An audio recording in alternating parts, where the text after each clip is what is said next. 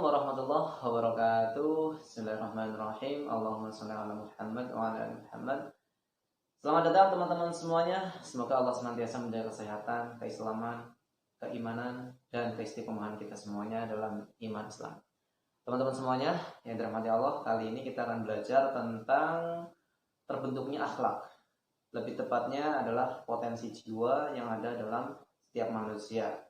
Dan materi ini bersumber dari modul PPKPAI yang dikeluarkan oleh Kementerian Agama, dan di dalam modul itu mengambil referensi dari kitabnya Imam Ghazali, lebih tepatnya adalah Mizanul Amal.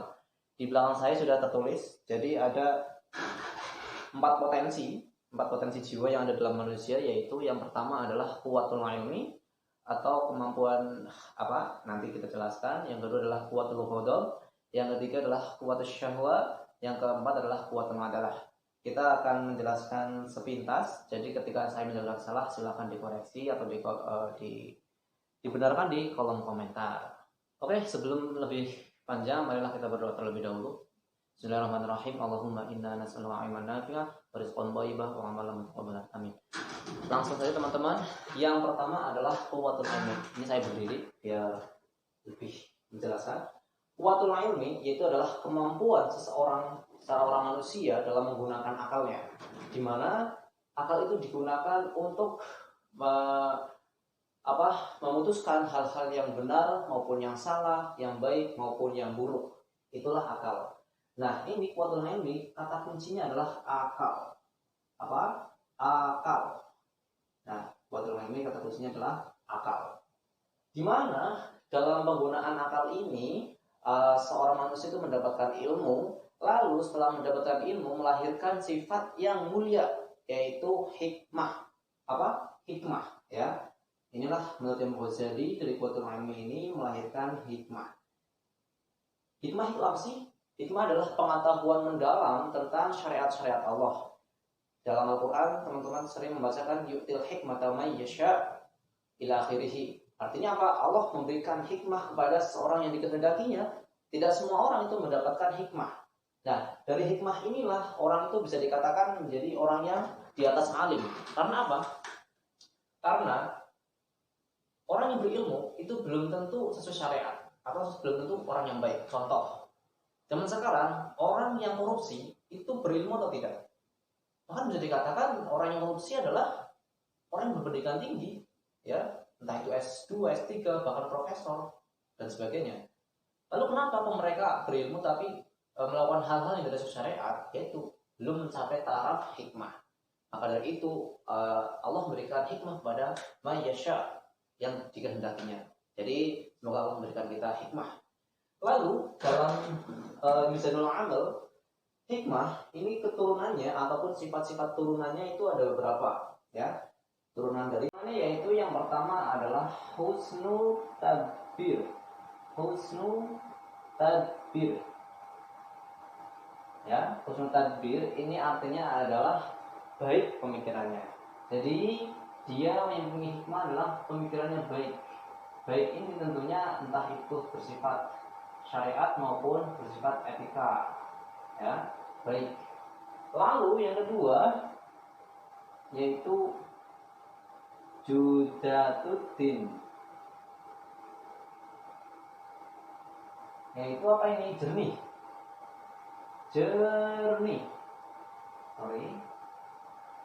Yaitu jernih pemikirannya. Dari apa? Jernih dari hal-hal yang bersifat fahsya maupun mungkar, ya. Lalu yang ketiga yaitu siqobah. Siqobatul ro'i. Siqobah ar-ro'i. Nah, ini apa? Ini tajam. Tajam ini bersifat seperti analitis, ya. Apa-apa itu menggunakan pisau analisa gitu, ya. Jadi tajam pemikirannya. Tidak hanya menerima dogma-dogma yang ada gitu. Yang keempat adalah shawabudzon.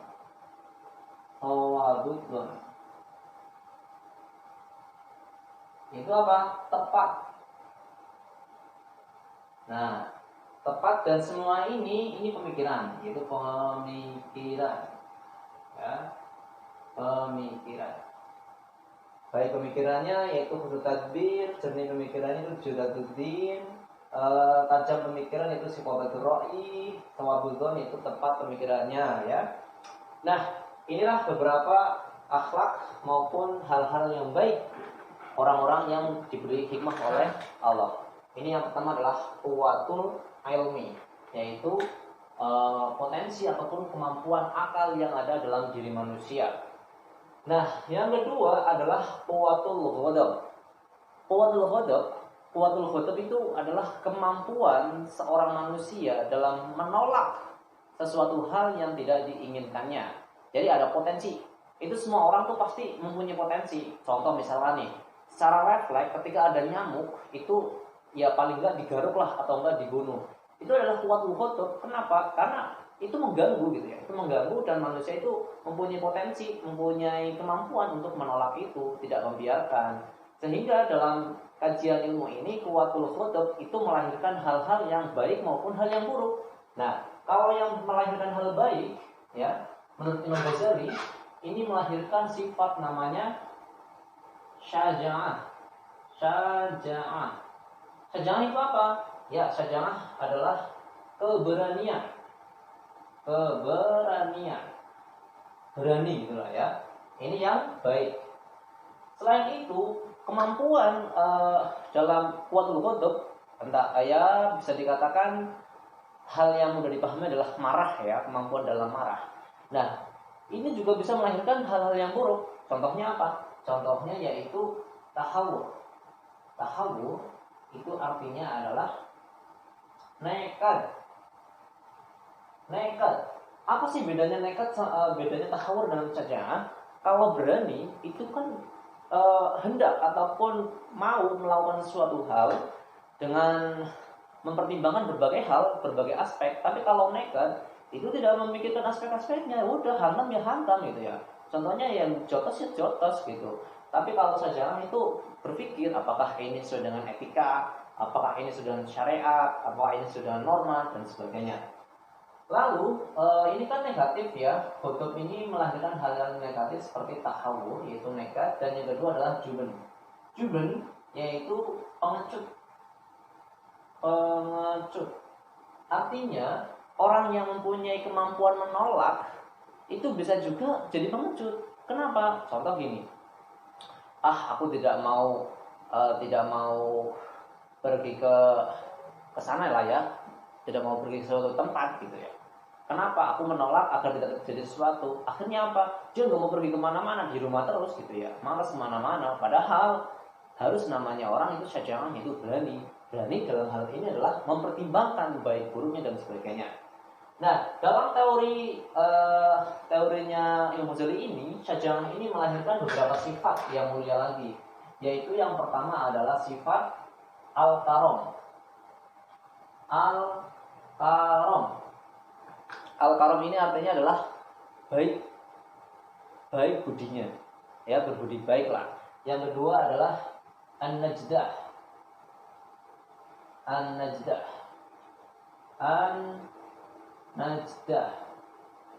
An-najdah ini artinya suka membantu, ya, mau membantu orang-orang yang yang membutuhkan lah, membantu ya. Terus yang ketiga adalah kibrun nafsi.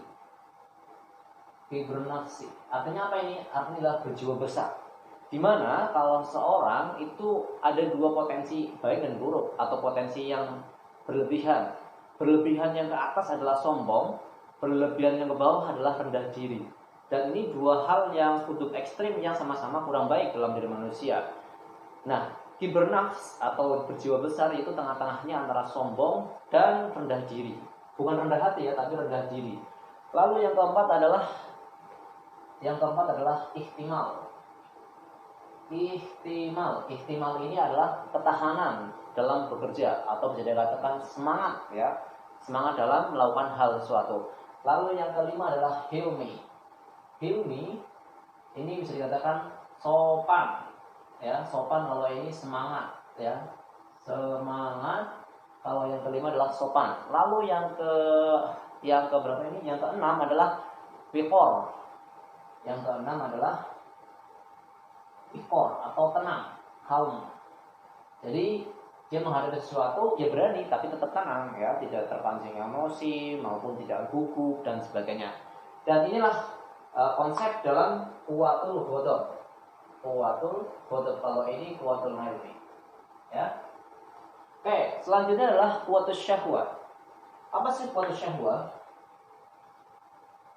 Kuwatul syahwat yaitu kemampuan seorang manusia dalam mewujudkan sesuatu hal yang diinginkan. Kalau yang ini adalah menolak hal yang tidak diinginkan. Kalau ini mewujudkan apa yang diinginkan tapi bersifat lahiriah, seperti makan, minum, pasangan, dan sebagainya. Nah, dalam kuwatul syahwat ini kembali lagi ada dua yang menjadi kemungkinan, entah itu kemungkinan baik maupun kemungkinan buruk. Dan inilah yang dimiliki juga oleh binatang ya. Kalau ini hanya dimiliki oleh manusia yaitu akal. Kalau ghadab dan syahwat itu dimiliki oleh binatang. Makanya binatang pun itu mempunyai kuwatul ghadab, yaitu kemampuan dalam menolak sesuatu hal. Misalkan seekor kijang itu akan lari ketika dikejar oleh singa gitu ya. Dan kuwatul syahwat itu juga binatang pun punya gitu. Cuman di sini bagaimana teori dalam manusia. Nah, kuwatul syahwat itu menjadi positif ketika melahirkan sifat namanya aifah, ya, menjadi positif melahirkan sifat namanya aifah. Aifah itu apa? Aifah yaitu kemampuan seorang manusia dalam menahan dirinya untuk meninggalkan sesuatu hal yang diharamkan oleh Allah. Ini sifat aifah atau orangnya afif ya. Namun sifat kuwatul syahwat juga ini mempunyai potensi untuk menjadi negatif, yaitu apa? Sifat apa? Yaitu sifat syarah.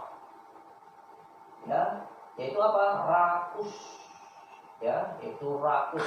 Karena dia ketika seperti binatang, dia akan makan ataupun mewujudkan keinginannya melebihi apa yang dia inginkan dan mengabaikan orang-orang yang membutuhkan. Ya mohon maaf, seperti binatang pun ketika makan, selama dia bukan ke anaknya itu biasanya makan ya sepuasnya sendiri gitu ya. Lalu yang kedua, bisa juga melahirkan sifat jumud. Jumud itu apa? Jumud itu kemandegan dalam berpikir atau tidak ada kemajuan, tidak maju gitu ya. Nah ini potensi yang buruk. Nah, dari sifat nifah ini melahirkan beberapa sifat yang mulia lagi, ya, atau menurunkan sifat-sifat yang mulia. Yang pertama adalah qanaah. Qanaah ya, qanaah itu ya teman-teman tahu lah ya, itu menerima apa adanya ya, menerima apa adanya. Yang kedua adalah haya. Haya atau sifat malu, ya, sifat malu. Yang ketiga adalah sifat marah, yaitu sifat menghindari apa yang syubhat. Karena Rasulullah telah bersabda, al-halal bayyin wal haram bayyin.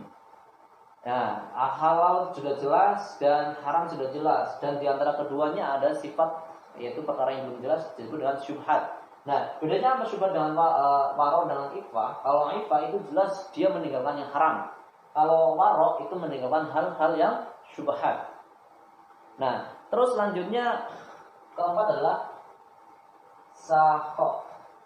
Sakho atau dermawan ya. Dermawan atau mudah memberikan hal-hal kepada orang lain yang membutuhkan. Lalu yang keempat adalah, nah tadi itu kuwatul syahwat ya. Ada potensi positif dan ada potensi negatif. Nah, kuwatul adalah yaitu kemampuan manusia dalam mengadilkan, menyeimbangkan. Menyeimbangkan antara apa? Antara hal-hal ini, yaitu misalkan kuwatul ghadab kalau berlebihan itu menjadi nekat namanya. Berlebihan dalam hal ke atas itu nekat, kalau ke bawah atau keterlaluan lebih takutnya itu maka pengecut. Nah, yang seimbang adalah syaja'ah. Nah, yang ini kalau berlebihan dalam mewujudkan syahwat maka menjadi rakus. Nah, kalau kekurangan atau ekstrim yang ke bawah itu maka menjadi jumud. Maka seimbangnya adalah balancingnya adalah aifah, yaitu yang menggunakan sifat-sifat baik. Oke teman-teman, mungkin itu ada beberapa hal yang menjadi bahasan kita tentang pembentukan jiwa, yaitu saya ulas lagi. Yang pertama adalah potensi jiwa yang dalam diri manusia. Yang pertama adalah quwwatul ilmi, yaitu kemampuan akal. Yang kedua quwwatul ghadab, kemampuan menolak atau kemampuan marah. Yang ketiga adalah quwwatul syahwat, yaitu kemampuan syahwat. Yang keempat adalah quwwatul adalah, yaitu kemampuan dalam menyeimbangkan. Di mana quwwatul ilmi ini terdiri dari 4, yaitu husnul tadbir, baik pemikirannya, judatuddin, yaitu jernih pemikirannya. Yang ketiga yaitu siqobatur ra'i, yaitu tajam pemikirannya. Yang keempat yaitu shawabudzon, yaitu tepat pemikirannya. Lalu quwwatul ghadab itu melahirkan sifat namanya yang baik adalah syaja'ah, yang buruk yaitu tahawur dan juben, yaitu nekat dan pengecut. Nah, quwwatul ghadab ataupun yang baik yaitu syaja'ah melahirkan sifat yang baik seperti al-karam, an-najdah, kibrun nafsi, ihtimal, hilmi, or. Lalu yang ketiga adalah quwwatus syahwah. Quwwatus syahwah itu keinginan seorang manusia untuk mewujudkan sesuatu yang bersifat lahiriah. Nah, yang baik itu melahirkan sifat aifah, yang buruk itu melahirkan sifat syaraf, yaitu rakus dan jumud. Nah, yang aifah melahirkan qanaah, haya, waro, saho. Dan quwwatul adalah menyeimbangkan potensi buruk dan potensi negatifnya, ya. Terima kasih teman-teman, mungkin hanya itu. Wallahu a'lam bishawab. Bila ada kesalahan mohon maaf dan silakan koreksi di kolom komentar. Subhanakallahumma wa bihamdika asyhadu an la ilaha illa anta astaghfiruka wa atubu ilaik. Wassalamualaikum warahmatullahi wabarakatuh.